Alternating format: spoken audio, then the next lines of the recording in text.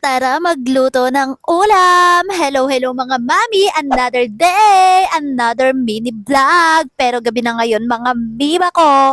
At ito nga ngayon, magluto tayo ng ulam. Pero, hindi namin to ulam ngayon, kaya sabay-sabay tayo mag-crave! And yes, mga mi, walang iba kundi itong garlic buttered shrimp. Ayan mga mi, panoorin nyo na lang yung procedure. By the way, yan palang mga hipon na yan ay binabad ko muna sa Sprite. And yes, mga mi, matagal na talaga tong video na to. Mga isang taon na ding mahigit. Yes. Gusto ko talagang ibida sa inyo itong aking cooking wear. Cooking wear? Tama ba? Yes, itong induction cooker ko at itong aking karote pan. Ang ganda nila, no? Namimiss ko na sila actually. And yes, lahat yan nasa Pasig, hindi ko dinala dito kasi sabi ko, dadalhin ko lang pag may bahay na ako. And nagagamit naman yan doon ng asawa ko. Guys, ang ganda nito, ang convenient gamitin at tipid sa kuryente.